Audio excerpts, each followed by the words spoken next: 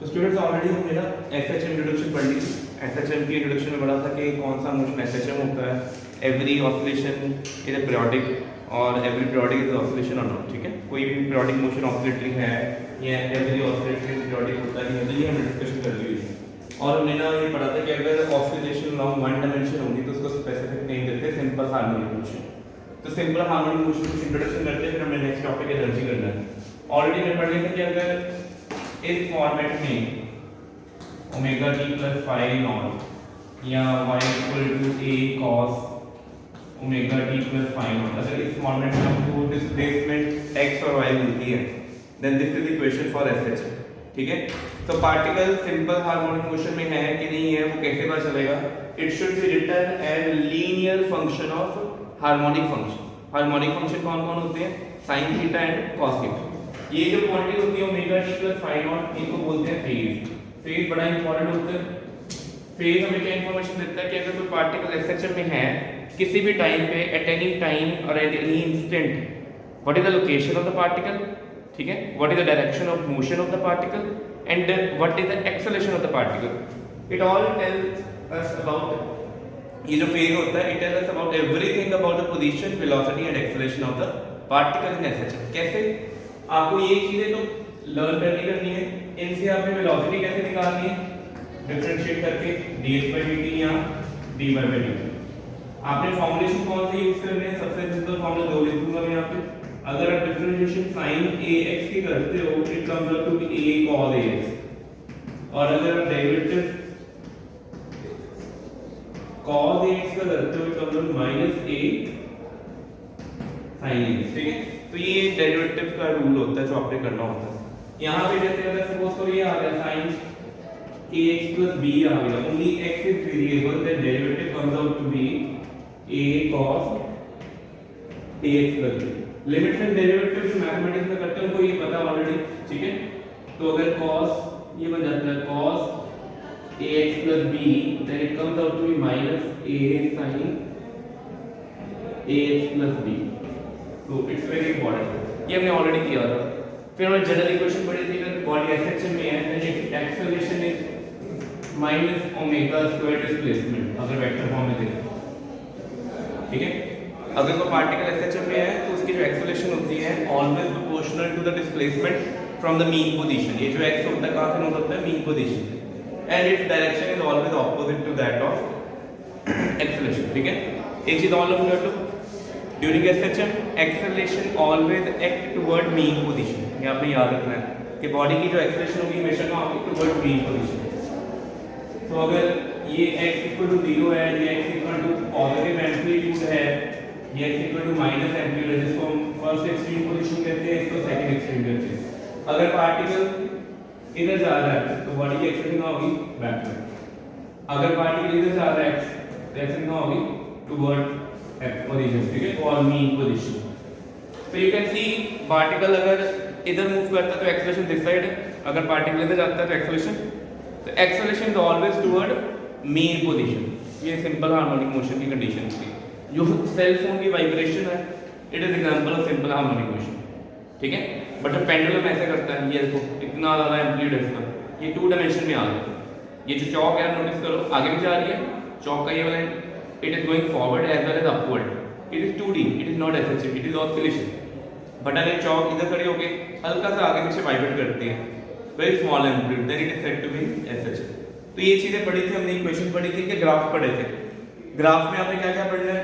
Velocity का time से plot, displacement with time, acceleration with time plot वो, फिर वेलोसिटी और डिस्प्लेसमेंट में ग्राफ, एक्सेलरेशन और डिस्प्लेसमेंट में ग्राफ। पेपर में 1 मार्क क्वेश्चन आते होते हैं ग्राफ वाले, एमसीक्यू आ जाते हैं, 4 ग्राफ देते हैं, which of the following is correct. ठीक है, अब जो इसके अगला हमारा नेक्स्ट टॉपिक आज हमने करना है, that is the energy of the particle in SHM. देखो पार्टिकल एसएचएम में क्या होता है? मीन पोजीशन शुरू होता है, आगे जाता है तो स्लो होता है, means loses it's kinetic energy. But वो काइनेटिक एनर्जी परमानेंटली लॉस्ट नहीं होती। अगर परमानेंटली लॉस्ट होती तो E1 पे जाके पार्टिकल परमानेंटली रेस्ट पे आता है, ऐसा नहीं होता, पार्टिकल मूव बैक। इसका मीनिंग यहाँ पे एनर्जी लॉसेस नहीं है, rather the loss in kinetic energy stored in form of potential energy। ठीक है, तो टोटल मैकेनिकल एनर्जी कांस्टेंट रहती है अगर सिस्टम के ऊपर एक्सटर्नल फोर्स नहीं लगती। तो अभी हम ये स्टडी करेंगे system is in SHM at its own, बाहर से कोई फोर्स ऐड नहीं हो रही, सब्ट्रैक्ट नहीं हो रही, कुछ नहीं हो रहा, तो सिस्टम की टोटल एनर्जी क्या रहेगी, सेम रहेगी। तो काइनेटिक जहां लूज होगी पोटेंशियल इंक्रीज हो जाएगी, जहां पोटेंशियल लूज होगी वहां काइनेटिक इंक्रीज हो जाएगी, ठीक है। It's all about it.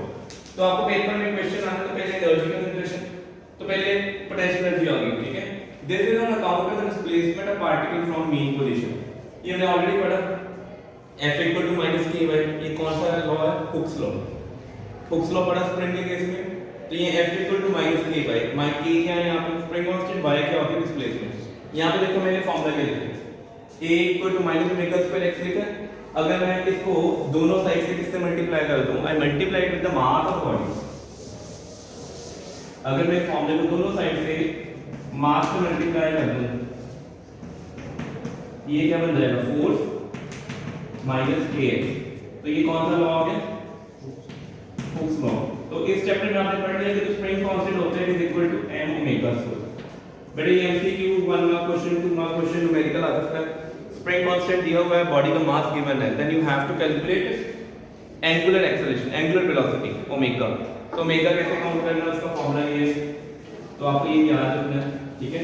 MCQ में 1 मार्क क्वेश्चन, 2 मार्क क्वेश्चन में आ सकता है ये वाला, ठीक है।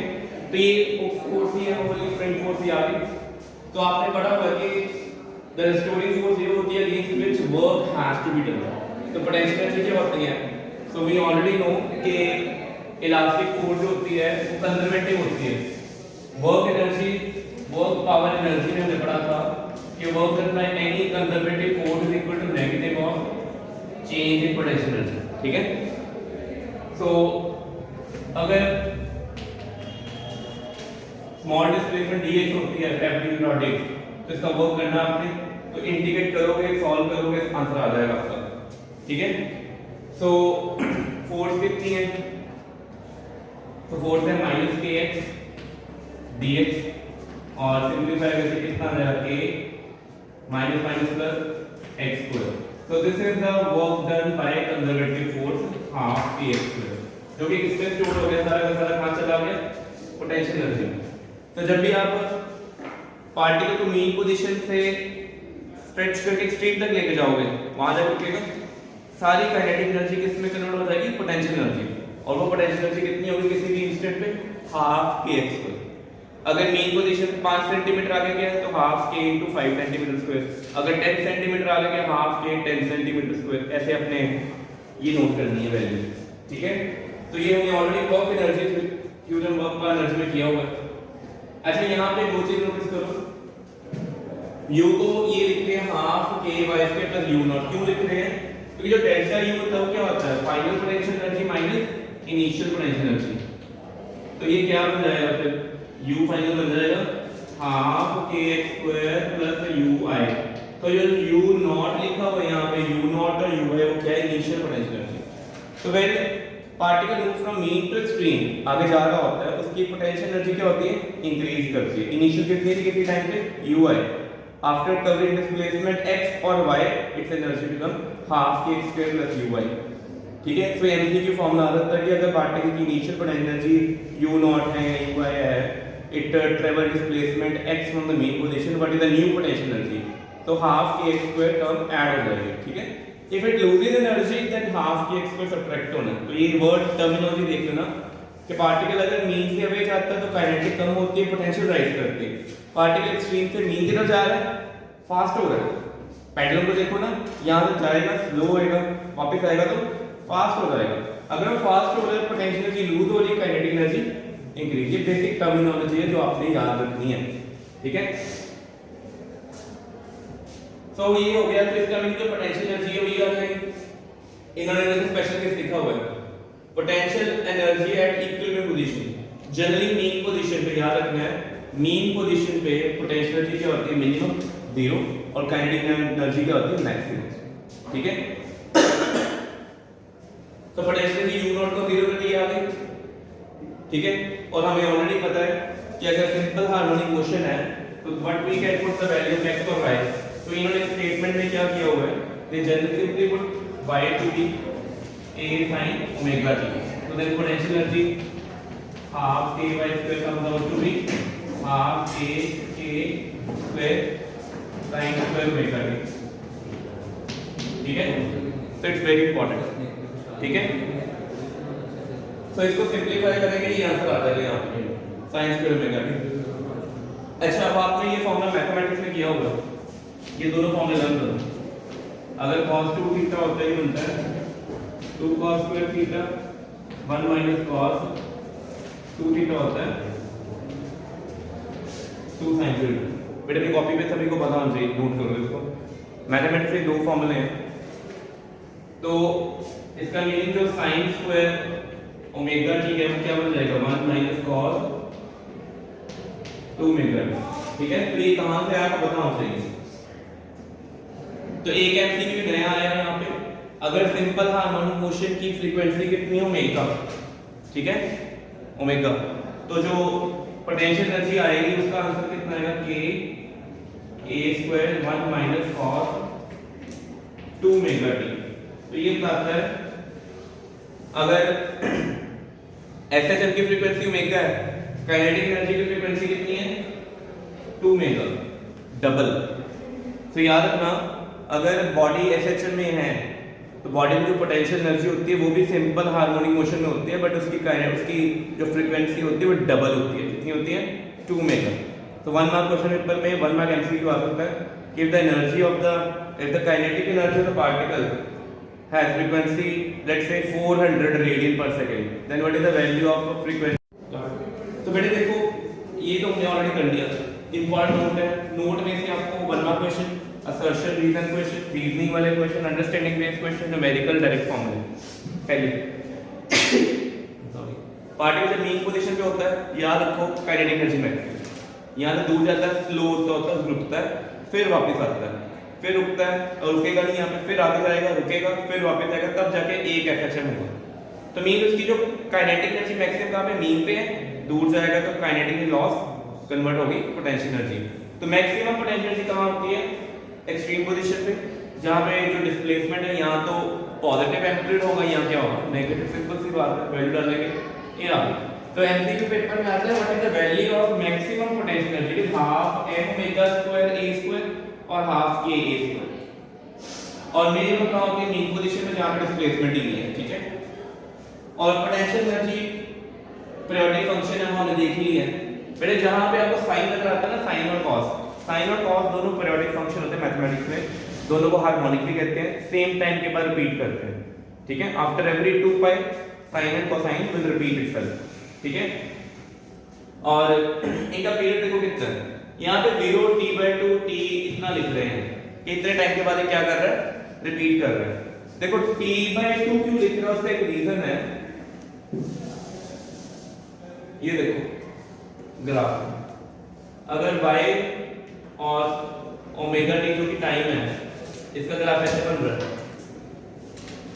तो ये 0 है, ये t/4 होता है, ये t/2 हाफ टाइम पीरियड होता है, ये 3t/4 होता है, ये t होता है, ठीक है। ये आपको पता होना चाहिए, ठीक है। इसका टाइम पीरियड कितना है t। वही अगर मैं पोटेंशियल से ग्राफ ड्रॉ करूं, इसका ग्राफ, तो आप देखोगे जब ओमेगा t कितना है 0 है, ओमेगा t कितना है यहाँ पे 0, तो cos 0 कितना होता है 1 होता है, पोटेंशियल एनर्जी 1 - 1 कितनी होगी 0 होगी यहाँ, ठीक है। अब यहाँ पे कुछ वैल्यू प्लॉट करते हैं, पेपर में प्लॉट करना भी आ सकता है, पोटेंशियल एनर्जी का टाइम के साथ प्लॉट बताओ, ठीक है।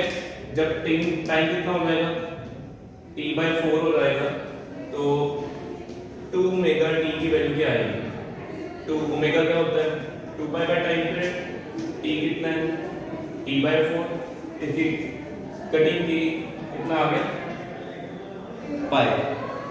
मीन ये जो cos की वैल्यू किस पे लगनी है पाई पे लगनी है, तो जो पोटेंशियल एनर्जी इस केस में आएगी कितनी आएगी half k a square 1 minus cos pi. cos पाई कितना होता है आप लर्न कर लो, cos n पाई जो होता है ऑलवेज -1 पावर n, ये पूरा नाम है, ठीक है।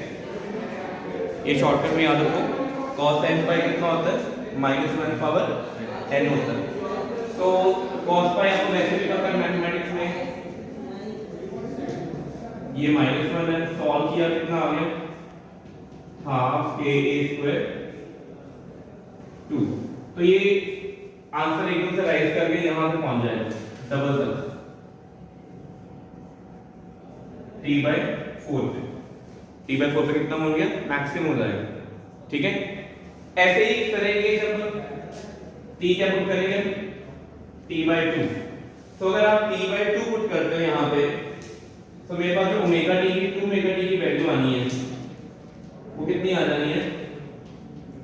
तो it comes out to be 2 pi. कितनी आ जाएगी? 2 पाई। और cos 2 पाई कितना होता है? 1 होता है। तब पोटेंशियल एनर्जी कितना आ जाना आपका? 0।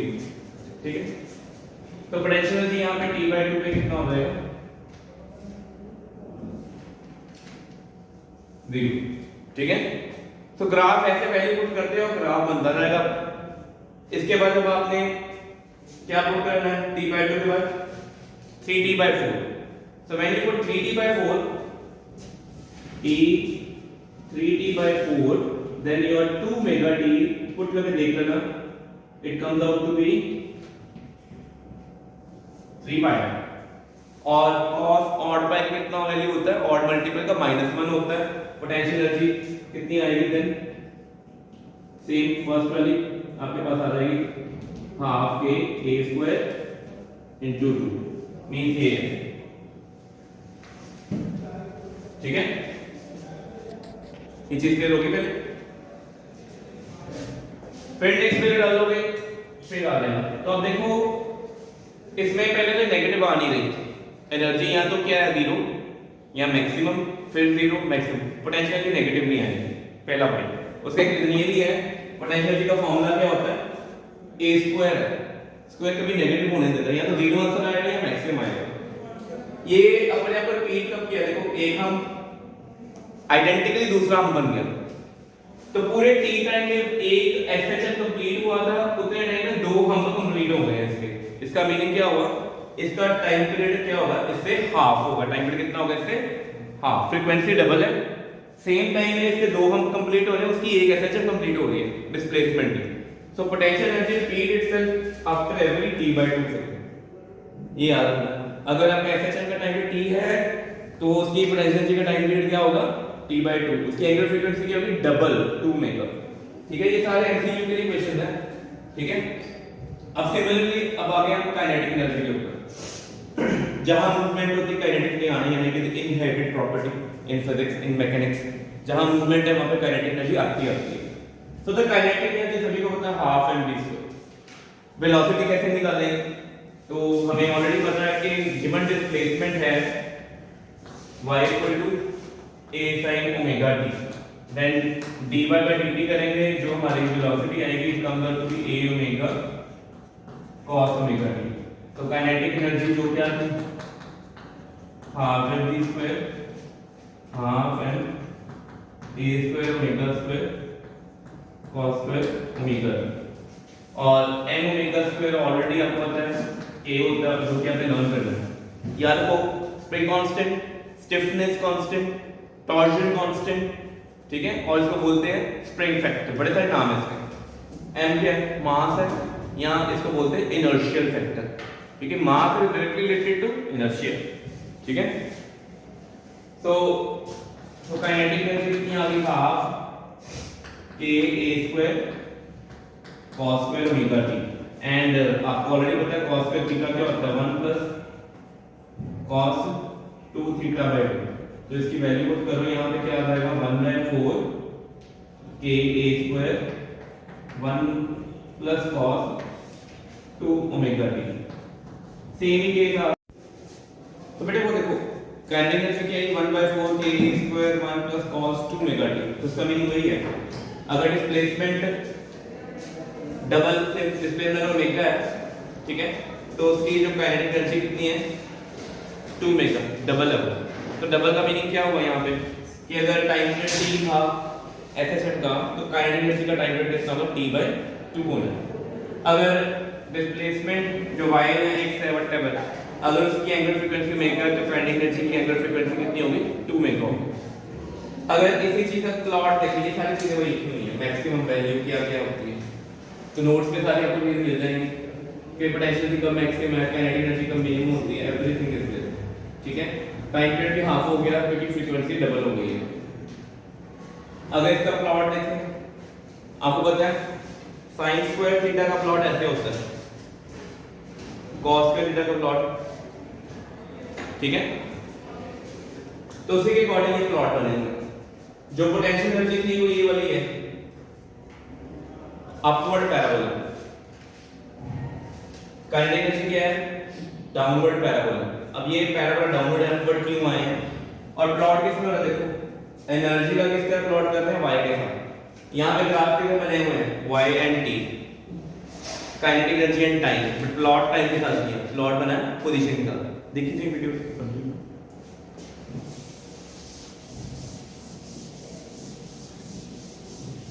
देखो ये y अगर a sin ओमेगा t है तो हमने ऑलरेडी पढ़ा हुआ है, उसकी वेलोसिटी होती है a omega cos omega t, जिसको लिख सकते हैं a omega root 1 minus sin square omega t। It comes out to be a omega a square दे जाओ, तो velocity comes out to be omega a square minus y square. तो याद रखो कि velocity and displacement are related with this formulation. तो जो potential energy थी वो क्या थी, हाफ k y स्क्वायर। इसको कंपेयर करो y 4a x square, x square ये इससे कंपेयर करते हैं। हमने प्लॉट करनी potential energy long y axis करनी है, इसको बोल दिया कैपिटल Y, इसको बोल दिया। तो ये कैसी इक्वेशन बनेगी, y proportional to x square, जो कि कौन होता है, अपवर्ड पैराबोला। कौन होता है वो, दैट इज अपवर्ड पैराबोला। ठीक है, फिर प्लॉट यहाँ पे जो बना हुआ ये टाइम के साथ नहीं, एनर्जी विद द डिस्प्लेसमेंट। ये हमने नोट कर लिया। ऐसे ही अगर काइनेटिक एनर्जी की बात करें हुआ है हाफ एम वी स्क्वायर, तो v की वैल्यू पुट करो m omega square a square minus y square. तो kinetic energy m omega square k हो जाएगा स्मॉल k, तो ये बन गया a square minus y square. ठीक है, उसका भी स्क्वायर करना पड़ना है, ये स्क्वायर को हट जाएगा, यहाँ से ब्रैकेट आ जाएगी। ठीक है, अब kinetic energy long y axis और इसको लॉन्ग। ठीक है, तो ये कौन सी पैराबोला अगर नोटिस करें, it is coming out to be y proportional to minus x square. वो कौन होता है, डाउनवर्ड पैराबोला। ठीक है, बट इसमें एक प्रॉब्लम है, इसमें एक कांस्टेंट आ जाएंगे, मीन इसका वर्टेक्स ओरिजिन पे नहीं होगा, इसका वर्टेक्स कहां पे होगा, अलोंग y एक्सिस अबव। तो ये देखो, तो ये potential energy x square equal to proportional to y, ये काइनेटिक एनर्जी है minus x square proportional to y, but इसका वर्टेक्स ओरिजिन पे नहीं है, कहां पे ऊपर है। क्यों ऊपर है, बिकॉज़ वहां पे कांस्टेंट हम a स्क्वायर आ रही है, वो खुद चेक कर सकते हो। ठीक है, तो आपको पेपर में काइनेटिक एनर्जी पोटेंशियल एनर्जी के बारे में क्वेश्चन आएगा सेक्शन में, तो उनके ग्राफ जरूर बनाने, पूछे ना पूछे, यू हैव टू। और इक्वेशन लिखोगे कहां ग्राफ बनने हैं, बिना इक्वेशन ग्राफ ही बना के आ जाएंगे। बच्चे पेपर में गलती करते हैं, यहां पे प्लॉटिंग लिखते नहीं, ये कौन है, ये एनर्जी है और ये पोजीशन है। ठीक है, तो देखो मीन पोजीशन पे काइनेटिक पोटेंशियल कितनी है, 0, काइनेटिक एनर्जी कितनी है, मैक्सिमम। एक्सट्रीम पोजीशन पे a पे काइनेटिक 0 और पोटेंशियल मैक्सिमम। इन बिटवीन एक ऐसा टाइम भी है, ऐसी पोजीशन भी है where both energies are equal. तो वो पोजीशन कौन सी होती है, कुछ नहीं करना, आपको दोनों एनर्जी को क्या कर दो, इक्वल कर दो। तो half k y square equal to half k a square minus y square. तो हाफ के तो कट गया, तो a by root 2 plus minus comes out to be your y। MCQ 1 mark question कि at what value of the displacement in terms of the amplitude where kinetic energy and potential energy are equal to a by root 2। Plus minus इसलिए कर रहे हैं because ये along positive x axis इधर भी जा सकते हैं, इधर भी हो सकता है। ठीक है, इन बोथ वेज। ठीक है, y डिस्प्लेसमेंट है, आप उसके पेपर में एक्स भी यूज कर सकते हो। के काइनेटिक एनर्जी और यू क्या है, पोटेंशियल एनर्जी। ठीक है, इसको एक बार नोट करो पहले।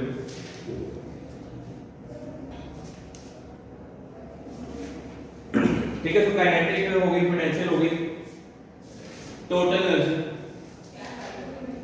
Simple, you have to add कर दिया, कांस्टेंट आ गया। तो total energy is always constant, it is independent of time. इसका mean sum of potential and kinetic energy constant है, जो ऑलरेडी वर्क पर एनर्जी में आपको पता है। whenever there is the absence of any dissipative external force, the total energy will never change. ठीक है, अगर हाँ ये हो सकता है काइनेटिक इंक्रीज करे, potential will decrease, but both will also always equal. ठीक है, ये भी हो गया। अच्छा, ये जो प्लॉट अभी पीछे पड़े थे ये वाले, वो प्लॉट कैसे डालते हैं? एनर्जी विद डिस्प्लेसमेंट है। ठीक है, ये वाले प्लॉट एनर्जी विद डिस्प्लेसमेंट। अब ये इसके बाद ये आ गया, पेपर में ये भी आ सकता है। तो total energy depend upon mass, amplitude, frequency of vibration. ये हमें पता है, m a ओमेगा स्क्वायर, तीनों पे डिपेंड करती है। फ्रीक्वेंसी ऑफ टोटल एनर्जी कितनी है? 0। MCQ, total energy will never be, it remain constant, इसलिए टोटल एनर्जी की फ्रीक्वेंसी हमेशा कितनी होगी? 0। अब एक एनर्जी ग्राफ करना है टाइम के साथ। अभी हमने पोटेंशियल ग्राफ बनाया था ये वाला, ये पोटेंशियल ग्राफ ऐसे होता है, काइनेटिक एनर्जी ऐसे होता है। ठीक है, तो ये दोनों प्लॉट्स आपको याद रखने हैं, यू नीड टू लर्न। ये प्लॉट फिक्स्ड है, ये कभी चेंज नहीं होते। ठीक है, और ये सारे किसके लिए हैं? इसको बोल देना आपने अनडैम्प्ड ऑसिलेशन। तो वर्ड आपने क्या यूज करना है, जो बटन कौन है,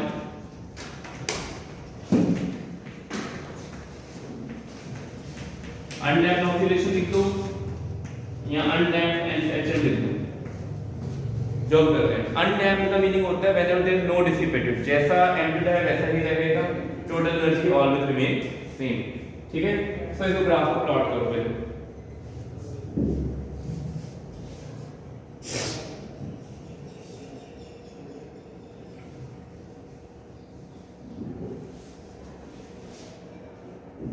सो इसकी पिक्चर क्लिक कर लो, इसको प्लॉट करो। मैंने दो ग्राफ पढ़े अभी टोटल एनर्जी में, 3 मार्क क्वेश्चन आए, 5 मार्क क्वेश्चन आते हैं एनर्जी के ऊपर, दोनों प्लॉट करके आ गए। ठीक है, हो सकता है पेपर में 1 मार्क का ग्राफ पूछ लो, सिर्फ energy with time, energy with position. ठीक है, एवरेज एनर्जी। अब एवरेज एनर्जी कैसे निकालनी है? देखो, मैं फॉर्मूला बताता हूं, टेक्निक बताता हूं, कैसे निकाल सकते हो, पता चल जाएगा। तो एवरेज पोटेंशियल एनर्जी सिंबल होता है, इसको बोलते हैं expectation value of potential energy. Average का सिंबल ये भी होता है, इसको ऐसे भी लिख सकते हैं। ये क्या मीनिंग होगा? u dt, u into dt, उसका इंटीग्रेशन 0 से लेकर कहां तक करेंगे हम? t तक 1 करेंगे। ठीक है, ये फॉर्मूला कैसे बना? एनर्जी को लिख सकते हो पावर इनटू टाइम, एनर्जी को लिख सकते हैं power into time. Small energy को लिख सकते हैं power into small time, power into small time, small energy. तो टोटल एनर्जी अगर चाहिए होगी तो क्या करेंगे? इंटीग्रेट कर देंगे ना। तो यही चीज कर रहे हैं, टोटल एनर्जी इंटीग्रेट करके आ गई यूडीटी को, और नीचे अगर एवरेज चाहिए एनर्जी, कौन सी एनर्जी चाहिए? एवरेज। तो टोटल टाइम पीरियड से क्या करना पड़ेगा? डिवाइड। ये चीज अभी भी पढ़ोगे, ये सेम चीज आपने प्लस 2 में पढ़नी है। तो क्लास 12 में हम टोटल एवरेज इंस्टेंट इन वैल्यू साइड डील करते हैं। तो ये एवरेज ऐसे निकालनी होती है energy, power into small time, small energy, integrate करो, टोटल टाइम से डिवाइड करो। तो u की वैल्यू लिखनी थी, हम पुट करेंगे, इंटीग्रेट करेंगे, फिर डायरेक्ट आंसर लिखेंगे। यू कैन सी ये डायरेक्ट आंसर लिख के बैठे हुए हैं। क्यों लिख के बैठे हुए हैं डायरेक्ट आंसर? बिकॉज़ जो इंटीग्रेशन होनी है अभी आपसे होनी नहीं है, बट फिर भी मैं एक इंटीग्रल करके दिखाता हूं। तो ये बनेगा 1/t, तो ये था हाफ a/2 dt, क्योंकि टाइम की बात हो रही है, half a² sin square omega t dt। ठीक है, तो फिर ये थोड़ी कॉम्प्लेक्स इंटीग्रेशन है जो अभी +1 में आप पढ़ नहीं सकते हैं। बाय +2 आप ये सारी चीजें आपको हो जाएंगी इजीली, अभी थोड़ा डिफिकल्ट है इसका। अभी इसका रिजल्ट डायरेक्ट लर्न करो इस क्वांटिटी में। जब क्लास 12 में पहुंच जाओगे, जब आप इनडेफिनेट इंटीग्रल पढ़ोगे, तो कमिंग जैसे अभी जैन चल रहा है, तो बाय अगस्त और सितंबर तक इनडेफिनेट इंटीग्रल बच्चे कर लेते हैं स्कूल्स में। ठीक है, तब तक आपको इंटेग्रल सॉल्व करना आ जाएगा। ठीक है, तो ये this comes out to be t/2, इसकी वैल्यू कितनी आती है t/2, तो k हाफ k a स्क्वायर 1/4। तो आपको ये भी याद रखना है कि एवरेज पोटेंशियल जी कितनी है 1/4 k a स्क्वायर, और a क्या होता है, a क्या चीज है m ओमेगा स्क्वायर। ऐसे ही काइनेटिक एनर्जी भी वहां पे sin स्क्वायर की जगह cos स्क्वायर आ जाना था, वो भी इंप्लीमेंट हो जाना simply. sin square and cos square both very behave similarly, ठीक है, बस उनकी इनिशियल वैल्यूज पे डिफरेंट होता है, बोथ हार्मोनिक इन नेचर। तो ये वाला एमसीक्यू के लिए फार्मूला भी याद रखना, पेपर में कह देंगे जी काइनेटिक एनर्जी थी 2 जूल, तो टोटल एनर्जी कितनी होगी 1 जूल। काइनेटिक एनर्जी अगर 3 जूल थी तो पोटेंशियल एनर्जी भी 3 जूल, ठीक है, एवरेज वैल्यू। तो ये वाला फार्मूला आपने लर्न करना है, ठीक है। तो 1 मार्क क्वेश्चन इस पे आ सकता है। तो ये हमारी सारी एनर्जी कंसीडरेशन चल रही थी इतनी देर से कि during SH what kind of energy are there and how they are ended and what kind of result they give. और ये जो भी हम एसएच पढ़ रहे हैं it is all undamped. Undamped का मीनिंग नो एक्सटर्नल इंटरफेरेंस, कोई बाहर की ताकत नहीं आ रही, कोई एक्सटर्नल डिसिपेटिव फोर्स नहीं है, ना फ्रिक्शन है, ना विस्कस फोर्स है कोई, ठीक है, ना एयर ड्रैग है, कुछ भी नहीं। It's all done in the vacuum in free space, ठीक है। नेक्स्ट अब हमारी एग्जांपल शुरू होती है कि रियल लाइफ में सिंपल हार्मोनिक क्वेश्चन कौन-कौन शो करता है। उसकी पहली एग्जांपल है सिंपल पेंडुलम, हमारे सिलेबस में एनसीईआरटी बुक में लिखी हुई है कि सिंपल पेंडुलम। देखो डायग्राम, पहले मैं डायग्राम ड्रॉ करनी है। तो सिंपल पेंडुलम क्या होता है, पहले देखो, एक हैवी बॉब होता है, फिजिक्स लैब में मिलेगा इतना सा बॉब है ब्रास का, ठीक है, प्रैक्टिकल में किया हमने, इतना सा थ्रेड है। बस याद रखना कि बॉब इतना है होना चाहिए, बॉब का सेंटर ऑफ मास और थ्रेड को मिला के सेंटर मास कहां लाया करे, बॉब के सेंटर पे, ठीक है। याद रखना है कि थ्रेड प्लस बॉब, ये पूरे सिस्टम का सेंटर मास कहां लाया करे, एट द सेंटर और near to the centre of bob. Bob ये है ना, उसका सेंटर कहीं यहां पे होगा, इसके आगे पीछे ऊपर नीचे ही कहीं पे सेंटर मास होना चाहिए, ठीक है। तो ये कौन सी एग्जांपल है, सिंपल पेंडुलम। सिंपल पेंडुलम में क्या होगा, बॉडी ध्यान रखना कि पेंडुलम बहुत ज्यादा ट्विस्ट करना, इधर ऐसे नहीं करना, ऐसे करोगे तो वो ऑसिलेशन बन जाएगा। हमने बनाना सिंपल, तो क्या करेंगे, 1 मीटर लॉन्ग स्ट्रिंग है, सिर्फ आगे हल्का सा पीछे ऐसे स्मॉल डिस्प्लेसमेंट, क्योंकि जब स्मॉल डिस्प्लेसमेंट होगी ये दोनों पोजीशन ऑलमोस्ट क्या होंगी, सेम लाइन पे होंगी, नियरली सेम लाइन। यहां पे डायग्राम हल्का सा ऊपर शो किया because we have to create a bigger diagram ताकि वो चीजें शो हो जाए। जब बॉब यहां से यहां जाएगा, वेट कहां लगेगा, नीचे mg, डिस्प्लेसमेंट कितनी है, angular theta. This is angular displacement, क्या ये, और ये y क्या चीज है, ये लीनियर डिस्प्लेसमेंट है, y is linear displacement, theta is angular, ठीक है। वेट नीचे है, वेट के दो कंपोनेंट्स, एक इधर एक इधर, ये थीटा कॉरस्पॉन्डिंग एंगल्स। तो कॉरस्पॉन्डिंग एंगल से दोनों थीटा आ गए, एक कंपोनेंट कौन हो गया mg cos थीटा, दूसरा कौन हो गया mg sin थीटा। जो mg cos थीटा है वो किसके ऑपोजिट है, टेंशन के, both are equal and opposite some case, may be equal. मैं जनरली कह रहा हूं हो सकते हैं इक्वल हो, नहीं भी हो सकते, दे मे बी और मे नॉट इक्वल, ठीक है।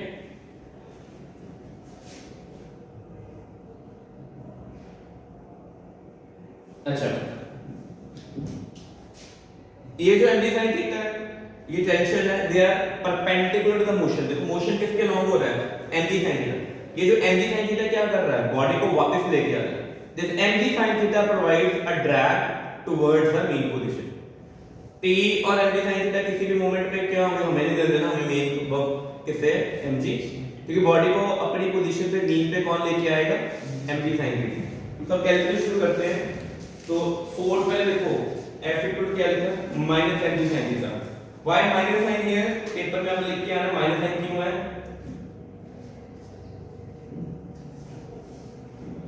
हां माइनस साइन यहां पे क्यों आया, बिकॉज़ डिस्प्लेसमेंट कहां पे है, देखो ये थीटा कहां पे है, इस लेवल से थीटा क्या इधर एंटी क्लॉकवाइज, बट फोर्स का mg sin थीटा कहां पे, क्लॉकवाइज। तो 4 displacement this side, 4 this side, इसलिए माइनस साइन है। मैंने भी आपको बताया था कि जो मूवमेंट करवानी बड़ी स्मॉल डिस्प्लेसमेंट होनी चाहिए। ये डिस्प्लेसमेंट अगर बड़ी स्मॉल होगी, थीटा क्या होगा, very small, theta is very small है। और आपको ये चीज लर्न करनी है कि आपने ये पढ़ा हुआ है, limit x approaches to 0 sin x over x कितना होता है, पढ़ते हो ना लिमिट एंड डेरिवेटिव में, लिमिट एंड कंटिन्यूटी में सब पढ़ा हुआ आपने। इसका मीनिंग sin x, और ये भी लिमिट पढ़ी है आपने, limit x equal to 0 sin x over tan x, वो भी कितना होता है, means x sin x tan x तीनों क्या है इक्वल, कब, जब एंगल बड़ा छोटा है। तो यहाँ पे वही चीज है, angle is very small, sine theta किससे रिप्लेस कर दिया, थीटा से। और फोर्स क्या होता है, यहां तक आ गए, ठीक है। थीटा क्या होता है, आर्क ओवर रेडियस, क्या होता है थीटा, आर्क ओवर। तो यहाँ पे जाने में आर्क कितनी कवर की y और रेडियस कितना है l, तो वैल्यू पुट की यहां तक आ गए। तो you can observe f equal to minus ky, और जब f equal to minus ky है तो यहां से इसके बाद ये करोगे f की जगह m में minus ky, a equal to क्या आ गया, minus k by m y।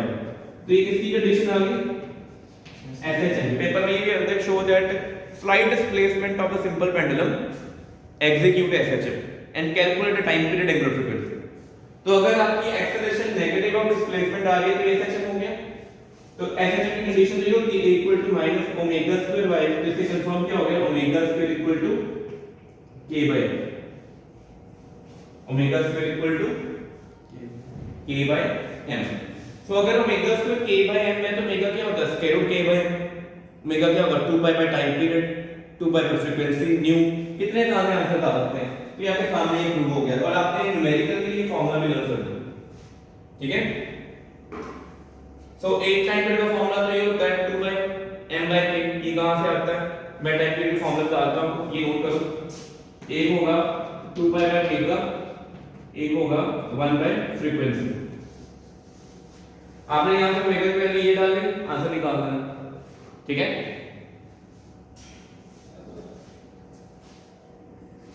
और ये आ गया वैल्यू, इसको इससे भी कंपेयर कर दो, L by G आ गया। ये सर टेस्ट लेके आए बच्चे हैं, +1 की बेटा आराम से बैठो, रूट L by G, ठीक है।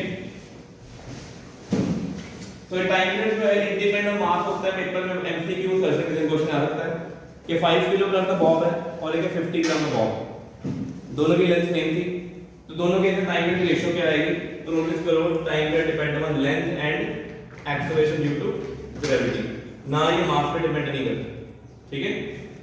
अगर मास पे डिपेंड करेगा तो फार्मूला भी चेंज हो जाएगा, वहां पे स्प्रिंग फैक्टर आ जाएगा k, ठीक है। तो लेंथ के केस में अगर आपको k गिवन है m गिवन है तो ये फार्मूला लगाओगे, अगर आपको लेंथ गिवन है तो ये लगाना, ठीक है। एक वैसे चीज यूज कर लो, सेकंड पेंडुलम लिख लो कॉपी पे, सेकंड पेंडुलम कौन होता है जिसकी लेंथ कितनी होती है 1 मीटर। अगर किसी सिंपल पेंडुलम की लेंथ आपको 1 मीटर मिलती है जो लैब में मिलता है हमें, उसका टाइम पीरियड कितना होता है, नियरली 2 सेकंड, इसलिए उसको सेकंड पेंडुलम कहते हैं। तो time period is 2 second, length is 1 metre,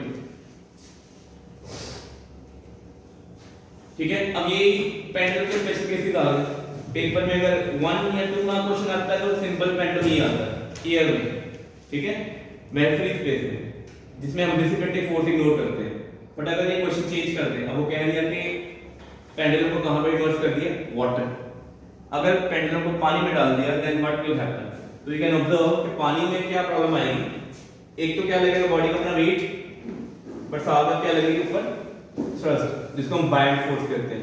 Archimedes principal में पढ़ा था, बायंड से पढ़ी थी, तो बायंड फोर्स आ गया। अब इसको कैसे हैंडल करना है, फार्मूला कैसे आता है मैं आपको करवा देता हूं, कॉपी पे नोट करो, बेटे कॉपी बोलो सारे।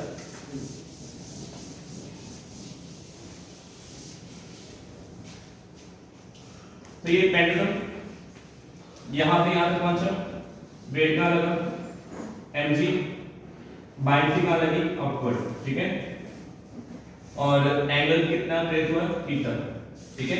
तो इसका मीनिंग क्या हुआ, क्या वो जो पेंडुलम है उसके ऊपर जो वेट लग रहा है mg downward, net force downward क्या लग रही है mg माइनस v लग रही है, ठीक है। बाइंसी ने उसके वेट को पोस्ट करना होता है, आपने देखा होगा टब में पानी भरा टब है, उसमें बकेट में अगर मग रख दे, मग कहां जाता है, उसका रीजन कौन लेके आता है उसके ऊपर, बाइंसी, उसके में बाइंसी ज्यादा होती है तो b माइनस mg। पेंडुलम क्या है, ब्रास का बना हैवी है, बाहर तो नहीं आएगा लिक्विड के, बट इट फील लाइटर, कितना वेट लगेगा mg माइनस mg। बाकी देखो डेरिवेशन सारी सेम है, ये थीटा है, ये भी थीटा, तो ये हो गया mg minus v cos theta, और ये क्या हो गया mg माइनस b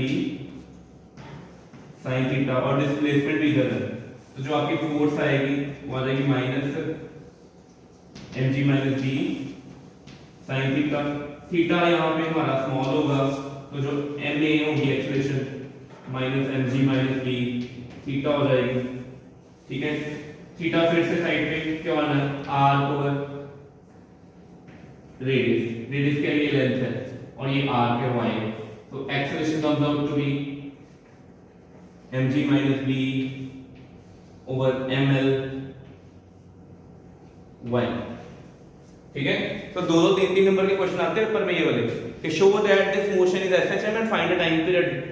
कहते सिंपल क्या है कि पेंडुलम को पानी में डाल दिया, पेंडुलम को हनी में डाल दिया, पेंडुलम को ओपन एयर में रखा हुआ है, ओपन एयर वाला केस प्रीवियस था सिंपल। अब ये क्या करें, पेंडुलम को पानी में डाला, पानी में डाला तो एक्शन क्या है, ये वाली आ गई।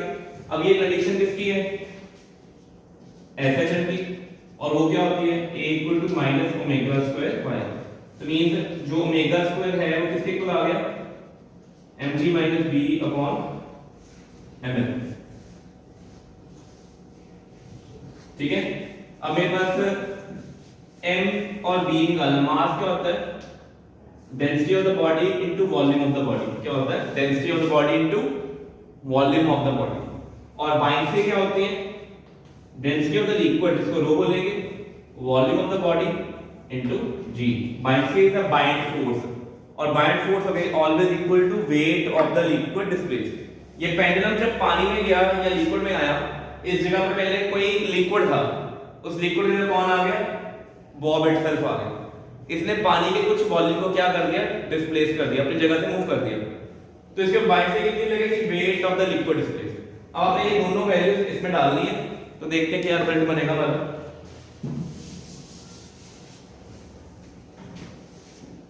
So omega square comes out to be dvg minus rho vg, और नीचे मास है वो तो dv है बाद में है। So you will observe कि g सेपरेट हो गया, g by l अलग कर लें, ये क्या बन गया 1 minus rho by d, और इसका स्क्वायर रूट लेंगे तो क्या आएगा ओमेगा, और ओमेगा क्या होता है 2 पाई बाय टाइम पीरियड होता है, और ये वाला फॉर्मूला आपका आता है।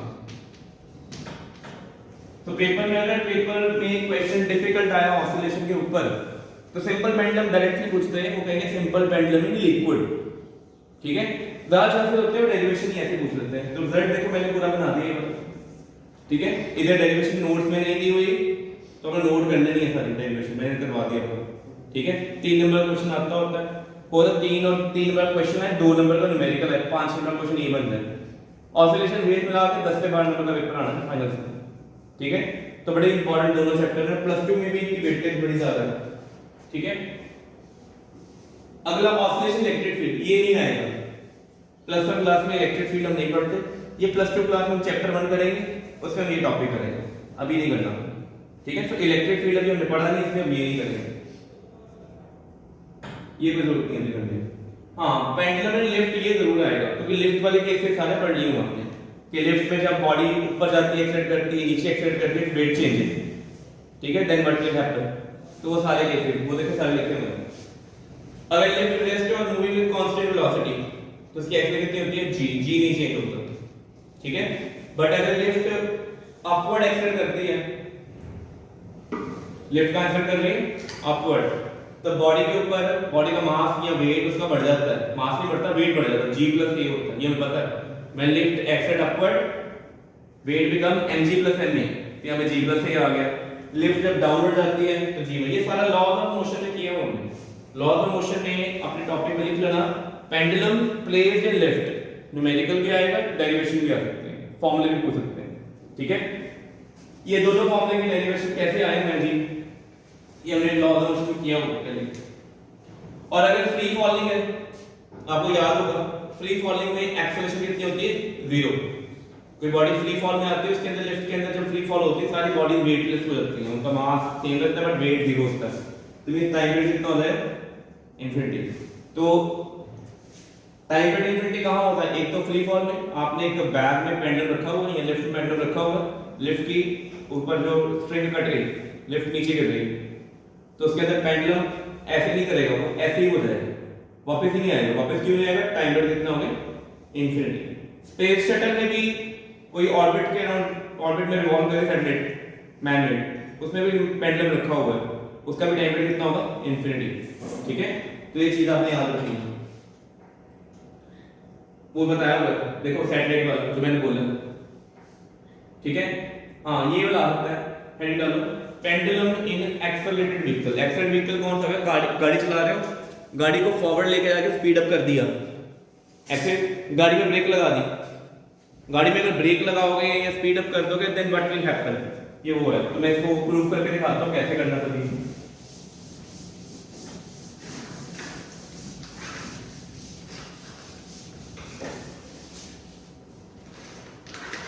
जैसे ये सपोज एक ट्रक के आगे जा रहा है, सीलिंग पे पेंडुलम है नहीं, ठीक है। मान लेते हैं ट्रक की एक्सेस कहां पे? फॉरवर्ड। तो जो पेंडुलम है ना, ठीक है, ये लॉ ऑफ मोशन कंसेप्ट किया था, कौन सी फोर्स थी? ये सूडो फोर्स, ठीक है। सिंपल एग्जांपल, गाड़ी में जा रहे हैं, अचानक से गाड़ी को ये एक्टिवा को स्पीड अप कर दिया, तो पैसेंजर जो बैठे कहां जाते हैं? इसका मीनिंग गाड़ी कहां गई? एक्सीडेंट आगे हुई, वो एक्सीडेंट है, उसके अंदर बैठे हुए बंदे हैं, उनके पर स्यूडो फोर्स कहां लगी? बैकवर्ड, ठीक है। तो मैंने अगर गाड़ी का एक्सीडेंट कर दिया, स्यूडो फोर्स कहां लगेगी?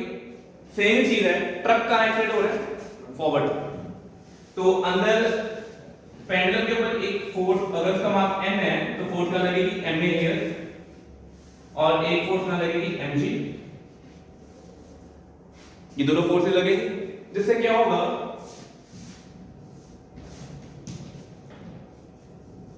किसी भी इंस्टेंट पेंडुलम जब यहां पहुंचेगा अपनी मीन पोजीशन से, उसके ऊपर एक ma लग रहा है, एक क्या लग रहा है?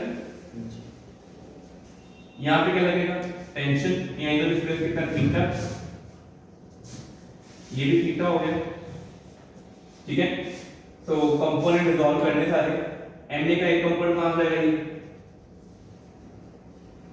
ये ma cos थीटा, और ये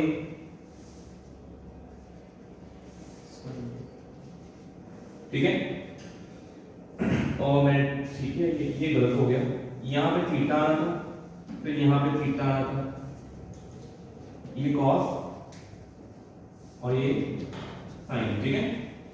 ये वाला थीटा क्यों आया? कॉरस्पॉन्डिंग एंगल, ये क्यों आया?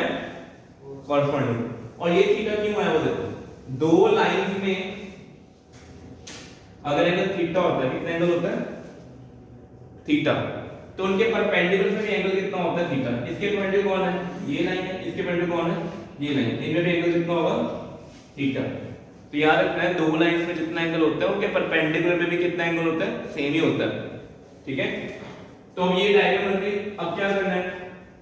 इसको भी सॉल्व किया, ये क्या हो गया? mg sin थीटा, और इधर क्या आ गया? ma mg cos थीटा, ठीक है। अब पेंडुलम को a पोजीशन से उसकी मीन पोजीशन b तक लेके जा रहे हैं, एंगल कितना चेंज हुआ है? थीटा। उसको वापस कौन लेके आएगा? mg sin, वापस कौन लेके आएगा? बट जो ma cos थीटा है उसको क्या करेगा? और आगे पुश करेगा। तो इस डायरेक्शन में रिजल्टेंट फोर्स इस डायरेक्शन में क्या लगेगी? mg sin theta minus ma cos theta. Minus इसलिए हुए because they are opposite in nature, ठीक है। अच्छा बेटे देखो, तो मीन इस जगह पे mg sin थीटा वापस लेके आएगा historic force, ma cos theta away जा रहा है, तो रिजल्टेंट क्या होगा? mg sin theta minus ma cos theta. देखो एक वे तो ये है, पूरा दोबारा से करेंगे सारा आंसर आ जाएगा। एक शॉर्ट टेक्निक है, वो भी सीख लो, इससे बाद तो सारा रिपीटेड है। दूसरा टेक्निक क्या हो जाएगा?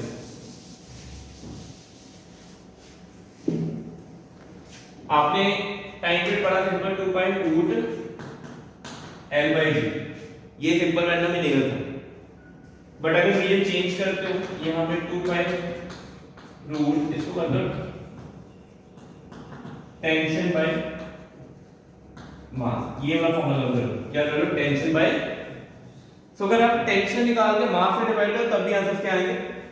सेम आएगा, तब इतना ज़्यादा नहीं करना पड़ता। अब जैसे उसको इसी केस में करते हैं, जैसे पेंडुलम यहाँ पे आ गया, इसके ऊपर एक फोर्स का लग रही है सूडो फोर्स एम में, mg का लग रहा है नीचे, रिजल्टेंट क्या है ये वाला परपेंडिकुलर। ये जो रिजल्टेंट फोर्स है बिल्कुल टेंशन के क्या होगी ऑपोजिट। सो इस केस में जो टेंशन आनी है ना वो क्या आनी है resultant mg square plus ma square, ठीक है। सो डायग्राम में अगर देखिए सिंपल सी बात है, अगर ये हम रिजॉल्व ना करें इनको, अगर हम रिजॉल्व नहीं करते ना तो you observe only this thing, ये ma ये mg, तो रिजल्टेंट क्या आ जाएगी mg square plus ma square, और टेंशन कहाँ आएगी तो T equal to mg square plus ma square.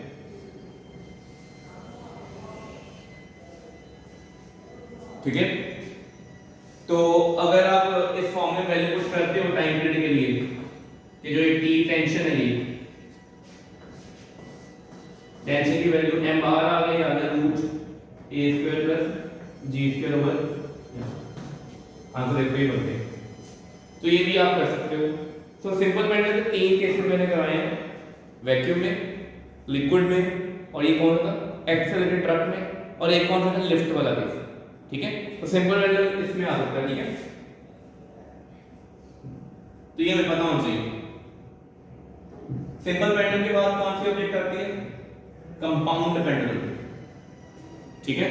Compound pendulum कौन सी है, जैसे ये डस्टर, डस्टर यहां से है क्यों से ये जा रहा है, ये कौन सी नंबर है, it is not simple pendulum, it is compound. क्यों कंपाउंड है, इसका जो सेंट्रल मास है वो इधर नहीं है, कहां है मिडिल में है।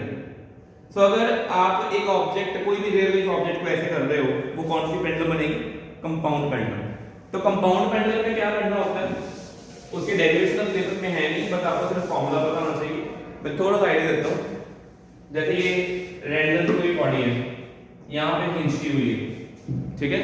सेंटर मास उसका ये है, उसका सेंटर मास यहां, तो यहां से बॉडी यहां पहुंची, सेंटर मास यहां पहुंच गया उसका, यहां पे एंगल बेस कितना बस थीटा, वेट कितना लगा उसके ऊपर mg, और लेंथ कितनी दी है ये भी है, ये डिस्टेंस परपेंडिकुलर डिस्टेंस इसको हम बोलते हैं r।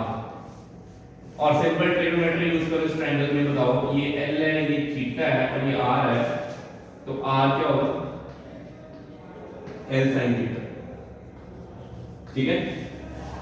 हम सिंपल निकालते हैं, ये पॉइंट O है, टॉर्क अबाउट O, इस पॉइंट के अबाउट क्या निकालना है टॉर्क किसका, क्योंकि ये mg इसको वापस लेके आएगा, घुमाएगा। अब ये बॉडी ऐसी नहीं है, क्योंकि सिंपल पेंडुलम सिर्फ बॉब था, बॉब ऐसे जा रहा है, बॉब डिस्प्लेसमेंट कवर कर रहा था y। अब ये पूरी बॉडी ऐसे जा रही है, इट इज इन रोटेशन, क्या ये, तो कंपाउंड पेंडुलम रोटेशन है, तो अबाउट और टॉप निकालेंगे क्या आएगा weight mg into this perpendicular distance, वो कौन है l।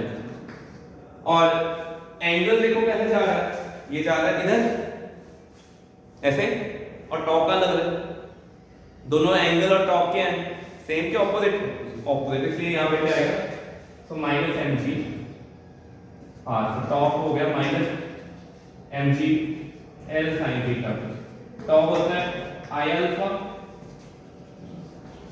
sin थीटा को थीटा कर दो, क्योंकि थीटा क्या है स्मॉल, तो अल्फा क्या आ गया minus mg by i theta. तो ये देखो, अब ये कौन है एंगुलर एक्सेलरेशन, और ये कौन है एंगुलर डिस्प्लेसमेंट, ठीक है। ये क्या है एंगुलर एक्सेलरेशन, दूसरी क्या है एंगुलर डिस्प्लेसमेंट। तो वो एंगुलर एक्सेलरेशन है, वो एंगुलर डिस्प्लेसमेंट है, ये मेरे पास क्या बन गया ओमेगा स्क्वायर। तो omega comes out to be root mg by moment of inertia, और ओमेगा क्या होता है 2 पाई बाय टाइम पीरियड, तो इसे टाइम पीरियड आप निकाल लोगे, ठीक है। तो यहाँ पे मोमेंट ऑफ इनर्शिया आ रहा है, नीचे क्या आ रहा है mg l, ठीक है। यहाँ पे l भी था, साथ में भी लिखो, ठीक है। तो ये चीजें थी सारी कंपाउंड पेंडुलम की, ठीक है। डेरिवेशन है कंपाउंड पेंडुलम की, और मे बी बोर्ड में क्वेश्चन भी ना आए, बट आपको पता होना चाहिए। आपको सिंपल पेंडुलम तक सब आना चाहिए, ठीक है। कंपाउंड पेंडुलम बताने के लिए अलग अलग टाइप की बॉडी बताई हुई है। अगर ये बार है एच के राउंड ऐसे कर रहा है, ये ऐसे, तो इसका मोमेंट रेशियो कितना होता है ml²/3, कितना होता है ml²/3, तो आप ml²/3 पुट करोगे एक ही वैल्यू। रिंग है, रिंग अपने डायमीटर के राउंड, जैसे ये रिंग ऐसे जा रही है डायमीटर के राउंड ऐसे टेंजेंट, तो इसके राउंड कितना था मोमेंट रेशियो 2mr² रिंग का। डिस्क में कितना था 3mr²/2 वैल्यू डाली जा रही है। तो मोमेंट ऑफ इनर्शिया से पर पहुंचेगी, इसकी वैल्यू लिखना है, इसका i कितना पुट करना है ml²/3, इसका i कितना पुट करना है 2mr², इसका क्या पुट करना है 3mr²/2। ये सारे जेईई नीट के क्वेश्चंस आएंगे जिसमें कंप्यूटर में ऐसा आता है। और सफेद में क्या होता है 2/5 mr² प्लस mr², 7/5 mr², ठीक है, सारा रोटेशन में किया हुआ। तो जो रोटेशन में किया था वो उसमें भी यूज होता है, तो इसलिए इस चैप्टर को एंड में रखते हैं part of mechanics, but it comes after rotation, क्योंकि इसमें rotation, translation, work energy theorem, work पर एनर्जी, लॉज ऑफ मोशन सब कुछ आता है। स्प्रिंग सिस्टम आ गया।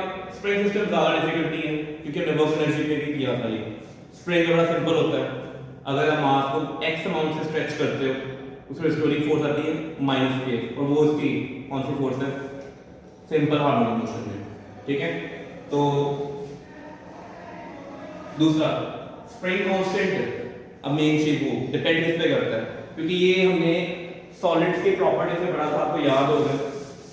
सॉलिड में हमने यंग मॉडल्स पढ़ा FL/A डेल्टा L, तो ये YA/L इनटू डेल्टा L क्या बन गया फोर्स, ठीक है। तो ये कौन है जो टेंशन थी स्प्रिंग फोर्स, ये क्या है चेंज इन लेंथ, ये सिंपल F हो गया, ये x हो गया, ये कौन हो गया K। तो देखो स्प्रिंग कांस्टेंट किस पे डिपेंड कर रहा है, वायर की लेंथ के इनवर्सली प्रोपोर्शनल। लॉन्गर लेंथ है स्प्रिंग कांस्टेंट कम है, शॉर्टर लेंथ है spring constant inverse proportionality graph आ गया। One mark question. तो ये same question, same graph, same question में लिख दे साइड से क्यों आया, यहां पे इन्होंने सिर्फ बताया हुआ है कि स्प्रिंग कांस्टेंट किस पे डिपेंड करता है, इनवर्सली लेंथ। वाई डिपेंड करता है, मैंने बता दिया। यंग मॉडल्स कभी चेंज नहीं होता, वायर को स्ट्रेच करोगे एरिया कम हो जाएगा, लेंथ बढ़ जाएगी। In both cases you will observe after stretching the wire spring constant decreases. Spring constant softness और स्टिफनेस, देखो कोई चीज सॉफ्ट है इजीली ऐसे खींची गई, जैसे आटा होता है ना, डो होता है, आटा बड़ी इजीली ऐसे होता है, मार्शमेलो बड़ी सॉफ्ट है, सॉफ्टनेस है। और कई चीजें बड़ी हार्ड होती है, स्टिफ होती है, स्ट्रेची नहीं होती, stiff. More the spring constant more the stiffness, ठीक है। हमारे जो शॉक एब्जॉर्बर बाइक पे लगे हुए हैं, उसको हमें किसी कार के शॉक एब्जॉर्बर से कंपेयर करें तो कार का जो शॉक एब्जॉर्बर होगा उसकी स्टिफनेस ज्यादा होगी, बाइक के शॉक एब्जॉर्बर की स्टिफनेस क्या होगी कम। काम दोनों स्प्रिंग ही है बट स्टिफनेस ज्यादा होगी, ठीक है। और ये देखो एक्सटेंशन के भी इनवर्सली प्रोपोर्शनल है और लेंथ ऑफ स्प्रिंग, ठीक है। अगर आप स्प्रिंग की लेंथ को कट कर देते हो, हाफ कर देते हो, स्प्रिंग कांस्टेंट डबल। अगर इसको 3 पार्ट में डिवाइड कर दो तो स्प्रिंग कांस्टेंट ट्रिपल, ठीक है। MCQ 1 mark question. नोट आ गया। स्प्रिंग को स्ट्रेच करते हैं या कंप्रेस करते हैं, वो उसके अंदर पोटेंशियल स्टोर होती है, वो पावर एनर्जी में हमने किया था, अभी हमने फार्मूला में पढ़ा था, हाफ k x² या हाफ k y², ठीक है। देखो इस केस में कंप्रेस कर रहे हैं, इस केस में spring without any deform normal state में न्यूट्रल, उसके में क्या हो रहा है स्ट्रेच हो रहा है, ठीक है। वर्क डन का फार्मूला प्रूव कर दिया ऑलरेडी, वर्क एनर्जी थ्योरम में किया था हमने, हाफ k x²। और अगर स्प्रिंग एक बार में 1 मार्क के 2 मार्क क्वेश्चन आता होता है कि पहले स्प्रिंग की स्ट्रेच किया था 5 सेंटीमीटर, अब उसकी लेंथ हो गई 7 centimetre, what is the work done. तो आपको याद रखना हाफ के new length square minus initial length square. अगर इनिशियल स्ट्रेच ही नहीं था उसमें, L1 कितना था 0, तो L2 की वैल्यू डायरेक्ट पुट करोगे आंसर निकाल लोगे उसका, ठीक है। अच्छा स्प्रिंग कांस्टेंट ये छोटे न्यूमेरिकल है, आपको पता होना चाहिए। अगर स्प्रिंग कांस्टेंट के 2 पार्ट में कट किया उसको, पहला पार्ट दूसरे से 2 टाइम्स है, तो स्प्रिंग कांस्टेंट की वैल्यू कितनी हो जाएगी रेशियो में हो जाएगी। तो आपने ये फॉर्मूला नोट करना है, K1/K2 = L2/L1, बस पहला पार्ट अगर L1 लेंथ 1 सेंटीमीटर कट की है, दूसरे की 2 सेंटीमीटर है, तो नई स्प्रिंग कांस्टेंट रेशियो क्या होगी? 2:1। अगर पहला 2 था दूसरा 1 था तो 1:2। ठीक है, क्योंकि spring constant inversely proportional to length होता है। ठीक है, स्प्रिंग पेंडुलम, ये जो हमारा हमने पढ़ना टॉपिक, ये हॉरिजॉन्टल है, खींचा छोड़ दिया ऐसे ऐसे करेगा, तो इस केस में बड़ा सिंपल है, मास बाय के, सिंपल आंसर। इस केस में भी वही ऊपर नीचे जाना है, नो डिफरेंस। ठीक है, नोट आ गए कि भाई अगर सिंपल पेंडुलम को जी पे डिपेंड नहीं करता, that is why a clock based on, तो याद रखना स्पेस में कौन सी क्लॉक यूज करते हैं? पेंडुलम सिंपल वाली नहीं यूज करेंगे क्योंकि उसमें जी आता है, स्पेस में जी इंफिनिटी होता है। स्पेस में स्प्रिंग पेंडुलम यूज करते हैं। क्या यूज करते हैं? क्योंकि इसमें फॉर्मूले में टाइम में L/G है, क्या है? M/K, ना M ने 0 होना है ना K ने चेंज होना है, तो फाइन। इसलिए पेपर क्वेश्चन आता है कि that is a clock based on spring pendulum will keep proper time everywhere, hill, moon और satellite. MCQ 1 mark question. Why? जो सैटेलाइट बोर्ड होते हैं उन्होंने टाइम को देखना होता है, अगर इंटरनेट कनेक्टिविटी नहीं हुई, मैनुअल क्लॉक कौन सी यूज करेंगे? They will use spring pendulum, not simple pendulum. ठीक है, अगर 2 मास से देखो, ये यार को formula 2 mass M1 to connect by spring make to oscillate, 2 मास है ना, ऐसे खींच के छोड़ दिए तो ऐसे ऐसे हो जाएगा, तो टाइम पीरियड क्या आएगा ये। और ये जो MR है इसको बोलते हैं रिड्यूस्ड मास। क्या बोलते हैं इसको? तो आपको ये फॉर्मूला लर्न होना चाहिए, ये वाला। ये कंपटीशन के पेपर में जब आपको 16 MCQ आने हैं उसमें आएगा। तो रिड्यूस्ड मास का फॉर्मूला होता है M1 M2 upon M1 plus M2। Basically reduced mass का मीनिंग होता है to convert 2 particle system into 1 particle. ठीक है, याद रखना कितने पार्टिकल हैं यहाँ पे, इन दोनों को सिंगल पार्टिकल में कन्वर्ट करना है, तो हम ये वाला फॉर्मूला यूज करते हैं रिड्यूस्ड मास। फॉर्मूला 2/√M/K रहेगा, बस M की जगह क्या आएगा? M1 M2 upon M1 plus M2। ठीक है, और अगर क्वेश्चन देखो स्प्रिंग कहां पे ऑपरेट कर रहा है? Incline plane. इंक्लाइन प्लेन वाले क्वेश्चन क्यों है? तो कहता है अगर वर्टिकल प्लेन से ऑपरेट हॉरिजॉन्टल सरफेस में इंक्लाइन पे करता है, एवरीथिंग रिमेन सेम। तो हो सकता है आपको पेपर में एग्जाम में जानबूझ के तंग करे, वो 2 मार्क क्वेश्चन ये वाला डाल दे कि इंक्लाइन प्लेन पे मास m है, स्प्रिंग कांस्टेंट k दिया हुआ है, kg टाइम पे बताओ, कोई डेरिवेशन नहीं करनी, सिंपल आंसर 2/√M/K, कुछ नहीं करना। चाहे आप इसको सेटअप को वर्टिकल रख दो तब भी 2/M/K, ऐसे कर दो तब भी 2/M/K, ऐसे कर दो तब भी 2/√M/K रहना। ठीक है,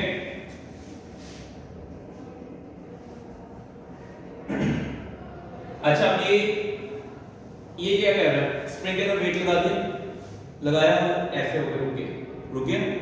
कितनी लेंथ आ गई इसकी? पहले लेंथ कितनी थी उसकी? L, नई लेंथ कितनी होगी? L plus y0। नीचे क्या लगेगा? mg, ऊपर क्या लगेगा? k y0। y0 क्या है? एक्सपेंशन, टाइम पर सिंपल y0 बाय। ठीक है, तो 2/√M/K फॉर्मूला होता है नॉर्मल, बट अगर वो एक जगह आकर रुक गया है, हैंड कर गया, कितनी एक्सटेंशन है y0, उस जगह से आपने हल्का सा पुश किया, वो उसी से ऊपर नीचे हो रहा है, तो टाइम पीरियड कितना आएगा? 2/√y0/g। So very important. ठीक है, स्प्रिंग कॉम्बिनेशन देखो, सीरीज में कैसे किए, क्या है? सीरीज, लेंथ बढ़ गई, स्प्रिंग कांस्टेंट कम होने लगा। अब स्प्रिंग कांस्टेंट कम कैसे होगा? डायरेक्टली अगर k1 plus k2 करोगे तो वो तो बढ़ जाएगा, मीन इसमें क्या करना है? रेसिप्रोकल ऐड करना है। तो 1/k equal to 1/k1 plus 1/k2 when they are in series। ठीक है, प्रूफ नहीं आने, फॉर्मूले लर्न करने हैं न्यूमेरिकल के लिए। और अगर पैरेलल में है, लेंथ सेम रखती है, पैरेलल में ऐड हो जाएंगे। ये पैरेलल का केस डायग्राम देखो सारी, इनको नोट कर लो, ये भी पैरेलल है, ये भी पैरेलल है। पैरेलल का मीनिंग होता है दोनों स्प्रिंग के एक एंड एक जगह, दूसरी जगह। देखो दोनों स्प्रिंग के एक एंड मास पे कनेक्टेड है, बाकी दोनों एंड क्या है? फिक्स्ड है, तो पैरेलल। ये भी क्या है? पैरेलल। वो भी क्या है? तो पैरेलल के सिर्फ के डायरेक्ट आंसर क्या निकलेंगे? दोनों स्प्रिंग को ऐड हो जाएंगे। ठीक है, तो यहां तक तो हो गए हमारे पास ये खत्म। इसके बाद हमारा अगला टॉपिक होगा वो हम नेक्स्ट क्लास में करते हैं। ठीक है, अच्छा बेटे अभी हमने जस्ट ये किया कंप्लीट, ये डायग्राम ड्रॉ करो बेसिकली, ठीक है। तो इसमें ये कहा कि चारों कंपोनेंट किसकी एग्जांपल है आगे में।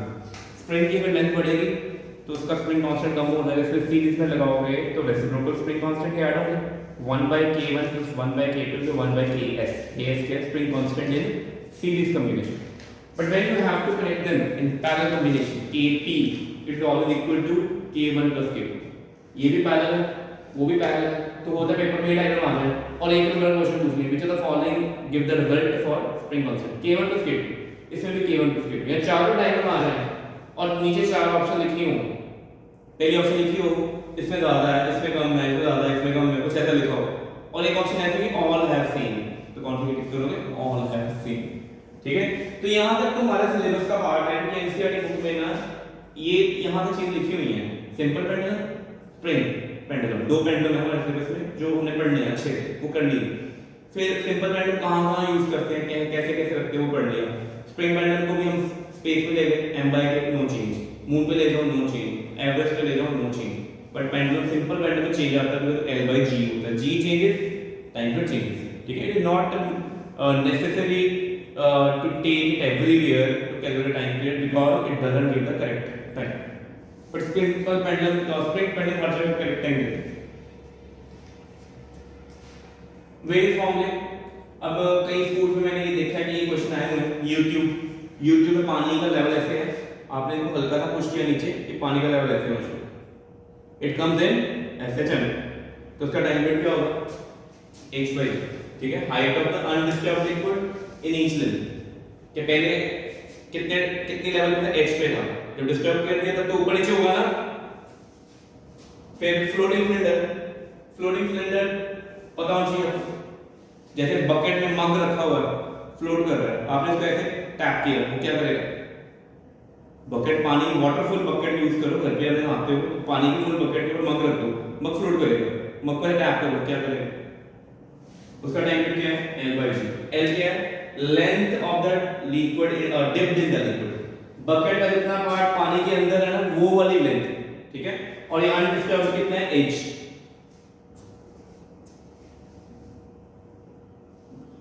ठीक है। ये आपको दोनों फॉर्मूले पता होने चाहिए सिलेंडर वाले, इनकी डेरिवेशन जरूर नहीं है करनी है, बट इनके फॉर्मूले सारे आने चाहिए।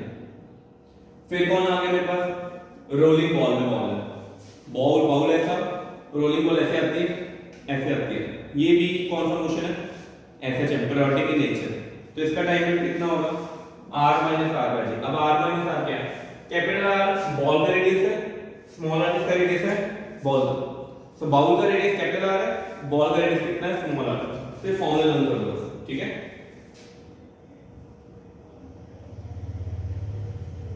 तो ये हो गया।